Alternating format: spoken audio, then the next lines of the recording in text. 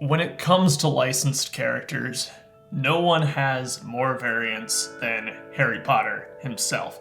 In fact, Luke Skywalker only has 43 different variants, and Han Solo, the next runner-up, only has 40. Regardless, Harry himself comes in at a whopping 55, putting all those to shame. LEGO's been producing Harry Potter figures since 2001, so this collection here, up to early 2022, represents the first 20 years of Harry Potter figures. Let's take a closer look.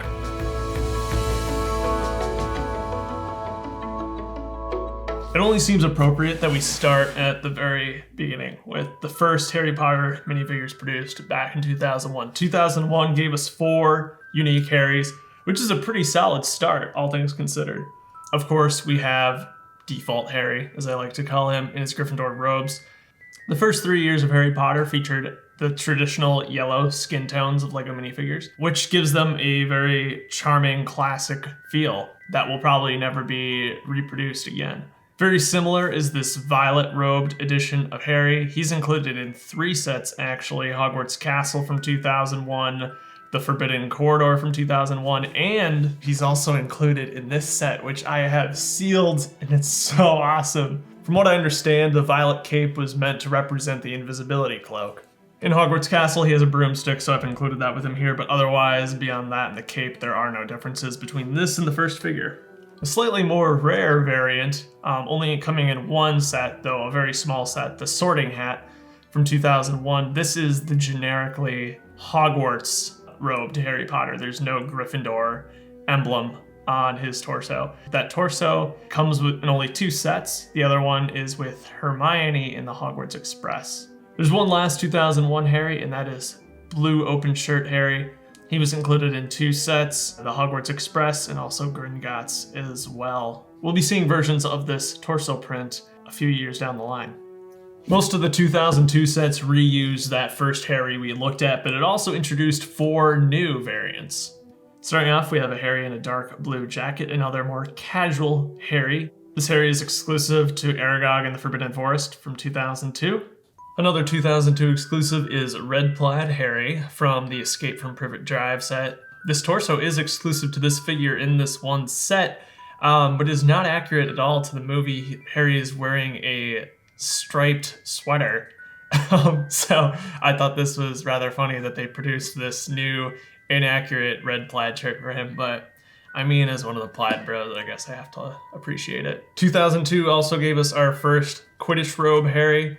Surprisingly, this is only one of 3 Quidditch Harrys actually ever produced. Only came in 1 set, the Quidditch practice set. Our last 2002 Harry figure is the Harry/Goyle from the set simply entitled Slytherin. This set, much like Polyjuice Potion Mistake, features a double-sided head, one having Goyle's face, the other having Harry's. This figure is kind of exclusive to this set, but I believe also came with a gift with purchase. 2003 actually only gave us 2 Harry Potter sets, but of course one came with Harry, and that was Nocturne Alley. And it gave us this sand green sweater Harry. Again, not accurate to that part of the film, but a cool figure nonetheless. This is probably one of the rarest Harrys, as that 2003 wave of sets was pretty niche.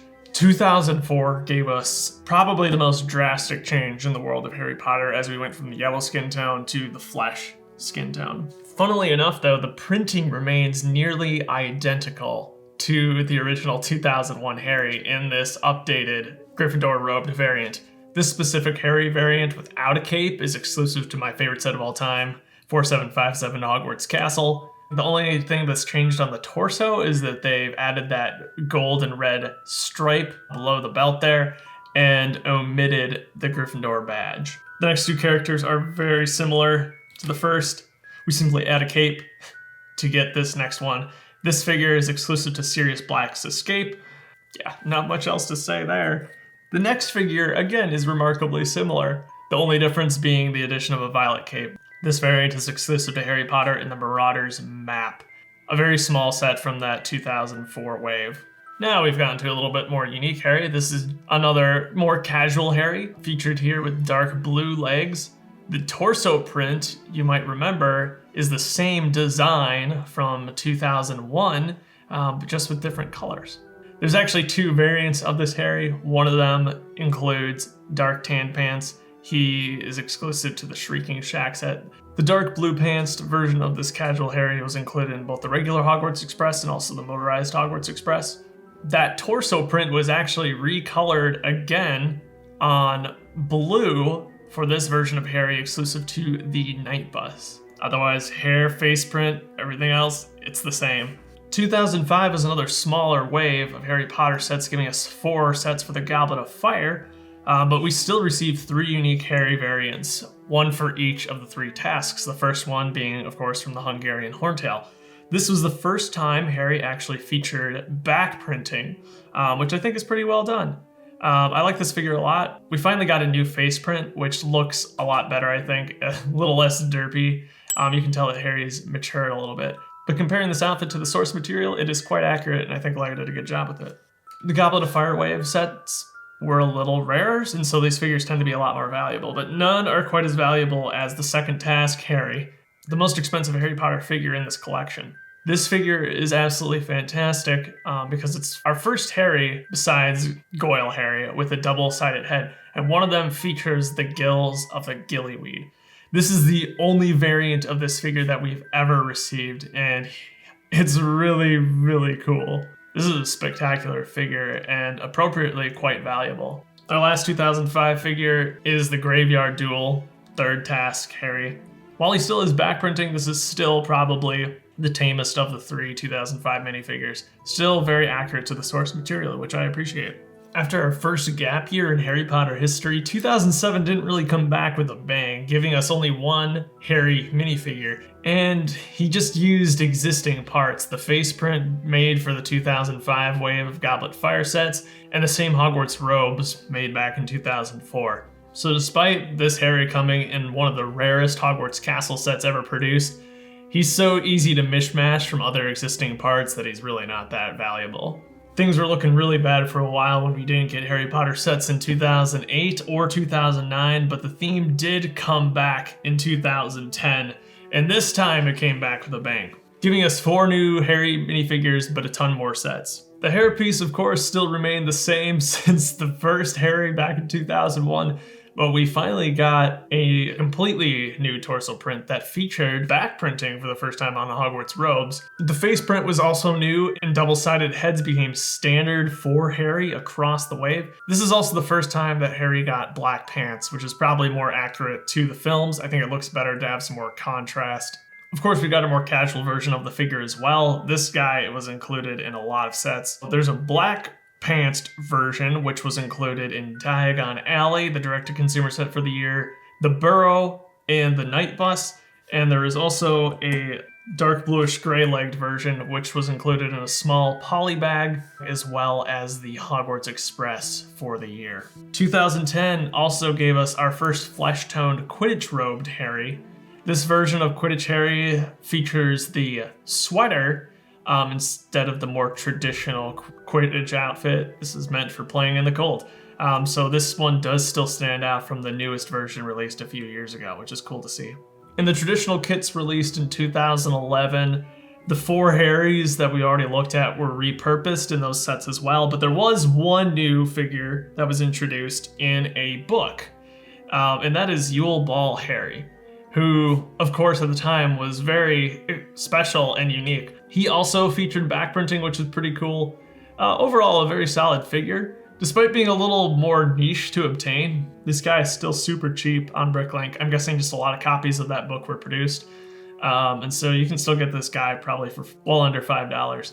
2012 was another dry year for Harry Potter, except for one book yet again, and this gave us Slug Club Harry for the first time. This is the first figure that specifically drew inspiration from the Half-Blood Prince. Is also the first Harry to feature printed legs. There's even one subtle line by the neck on the back. Overall, I prefer this version of the Slug Club Harry to the new one.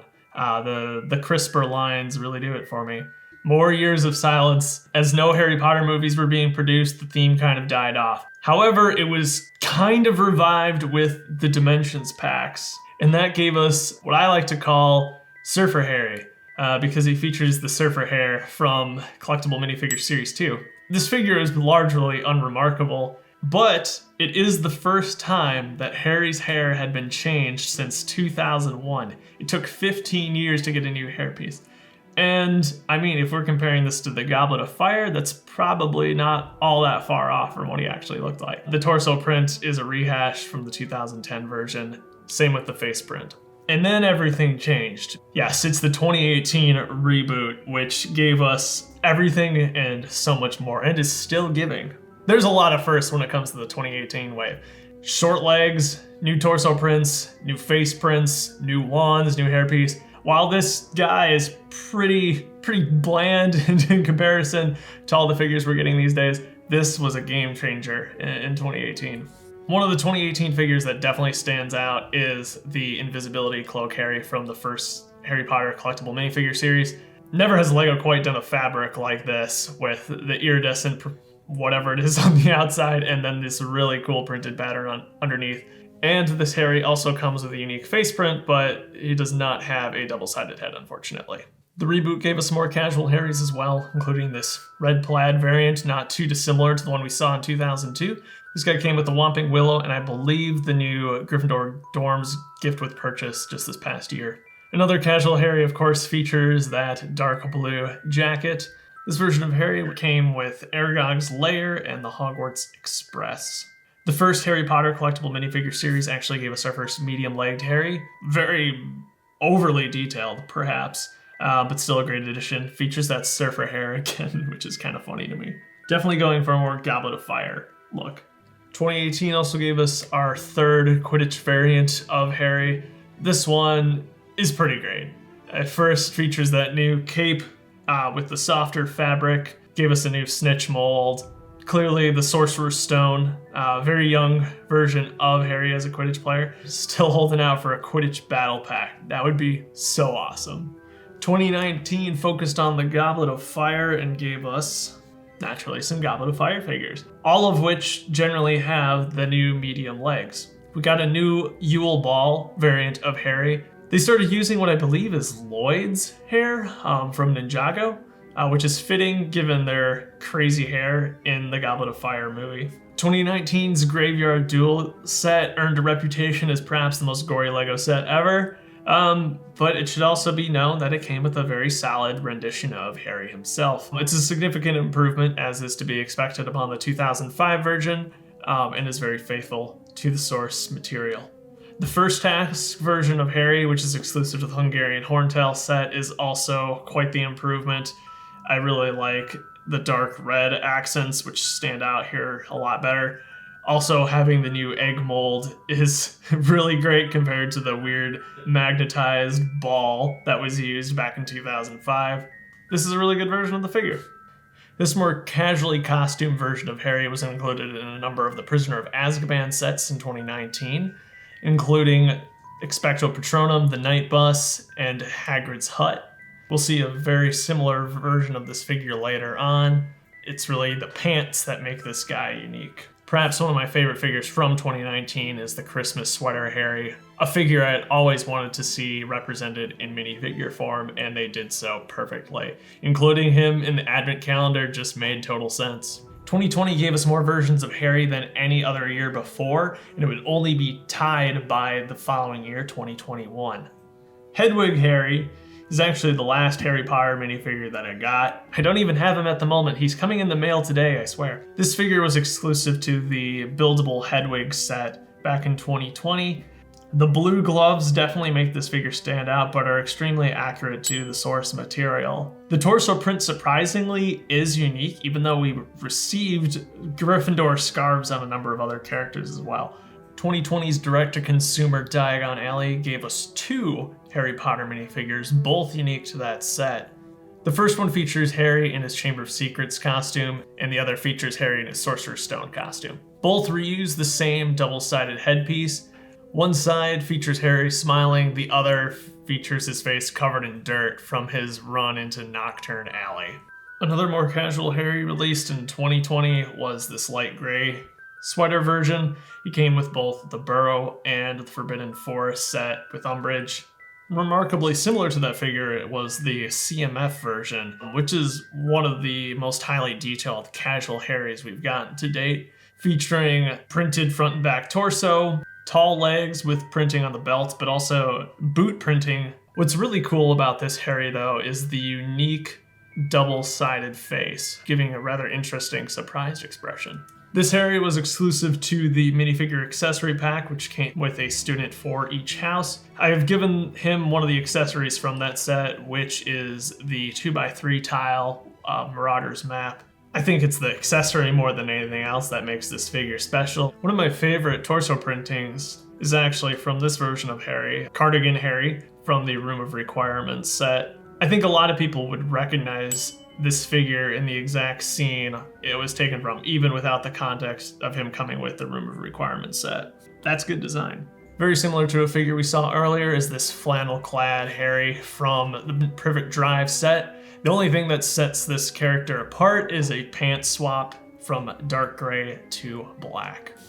The Astronomy Tower from 2020 gave us our second Slug Club variant of Harry. Compared to the 2012 version, the printing is a bit thicker, and there's more detail on the legs. Still a very solid figure, but personally I prefer the older version. Even without a collectible minifigure series this past year in 2021, we still got quite the array of Harry Potter minifigures. And we got a lot of Harry with Hogwarts robes. This one is from the flagship set of the 20th anniversary wave, the Chamber of Secrets. He features the Sword of Godric Gryffindor, once exclusive to the CMF series before, but now showing up with the set. This torso has appeared with other figures, but we're seeing it for the first time on Harry. The torso is remarkably similar to the Series 1 CMF with medium legs, but there are subtle differences, both on the front and the back, which I found rather surprising. This year's minifigure accessory pack also gave us a version of Harry. It uses that same torso from the Diagon Alley figures, as well as other familiar pieces, but technically this figure is unique. 19 years after 2002's Slytherin, we got another version of Goyle Harry, this one far superior. One of my favorite figures of 2021. Harry has a great expression, only outdone probably by Ron's in the same set. It's great to see these really fancy Slytherin robes too. We actually got another version of the Diagon Alley Harry. This figure is unique just because he has a different face print. It does not have all the dust like the one from the direct-to-consumer Diagon Alley set. Because of that small difference, these figures vary in price quite drastically, but both are unique to their respective sets. The Hogwarts chess set gave us 4 brand new minifigures. We got our main trio with their respective Sorcerer's Stone fight clothes. You can see Harry's sweater here is even scratched. This is a great print to get, and I'm surprised we've never had it before given its prominence in the last half of the Sorcerer's Stone movie. The Harry that came with the Hogsmeade Village visit is also very familiar. The only thing unique about this figure is a pants swap from dark tan to black. The 20th anniversary Fluffy set included a unique Harry as well. We've seen all these elements before, but they're used together for the first time to make a new version of Harry. This figure looks like the first one we saw from 2018, but it is actually unique to 2021 in the Charms Classroom Hogwarts Moments set. The thing that makes this figure unique, the return of the Gryffindor shield on the torso. With the gold 20th anniversary Harry, that wraps up the first 20 years of Harry Potter minifigures. 55 different Harrys produced over the past 20 years in who knows how many sets, probably 100. There's still more Harrys to come. 2022 has already promised us 3 new versions of Harry. So if that's any sign of what's to come, we're probably going to be seeing even more Harrys than ever in these next few years. Is there another Harry Potter character that you'd like to see every version of? Please let me know and I might just do a video on it. Thank you so much for watching. As always, I'm sure there's more Harry Potter stuff in the pipeline. I will see you next time.